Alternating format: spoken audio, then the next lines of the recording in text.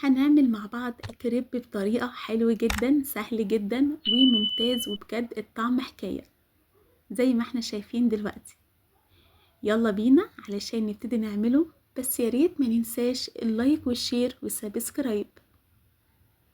معايا كوبايتين من الحليب، وهحط دلوقتي معلقة كبيرة من السكر، 2 بيضة، معلقة كبيرة من الفانيليا او باكو من الفانيليا على حسب المتواجد. بعد كده هضربهم في الخلاط، وياريت طبعا تكون كل اللي انا حطيته ده من حرارة الغرفة مش من التلاجة. كوباية ونص من الدقيق، وحاطة فيها ربع معلقة من الملح، وضربتهم تاني في الخلاط مع الخليط اللي احنا عملناه. تمام. ودلوقتي هنزله في شفشق زي ما احنا شايفين، وبعد كده هحط فيه معلقتين من الزيت.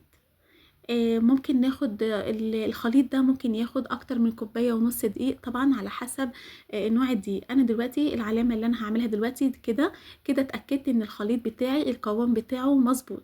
هاخد دلوقتي نص كوبايه من الخليط اللي احنا عملناه واحطه تاني في الخلاط، وعليه معلقه سكر كبيره ومعلقه من الكاكاو الخام. تمام. وهضربه كويس جدا. اهم حاجه ما يبقاش فيه اي حاجه مزغمده، لا تبقى يعني ممكن نصفيه لو هو مش مفروم كويس.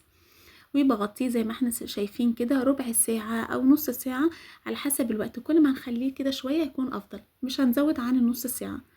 بس هجيب دلوقتي اي علبة ليها من فوق كده رفيع جدا، علشان اعرف ان انا انزل الخليط ده يكون رفيع خالص، واحنا هننزله دلوقتي في الطاسة. تمام. اي علبة من علبات الصوصات اللي احنا بنشتريها، زي ما احنا شايفين كمان القوام ده ممتاز جدا.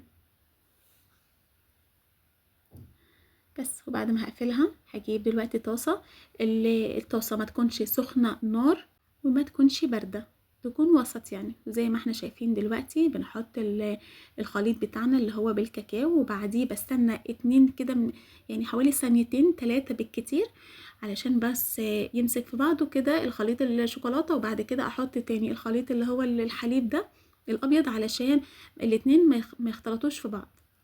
بس. والسوا بتاعه بيكون سهل جدا، زي ما احنا شايفين، زي ما بنعمل الخليط بتاع الكانالوني او القرص بتاع الكانالوني او بتاع الكريب. تاني برضو بمسح مسحة زيت بالمنديل وبعمله تاني، وكده الوصفة بتكون سهلة جدا وما بتاخدش معانا وقت خالص، زي ما احنا شايفين. وبجد الطعم حكاية،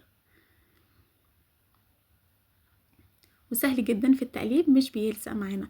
دلوقتي بقى في الحشو، اي نوع حشو. لو مش عايزين تحشوا وعايزين تاكلوا ده كده صدقوني حلو، عايزين تحطوا نوتيلا، شوكولاته، اي صوص من الصوصات اللي احنا عايزينها، كريمه، اي حاجه.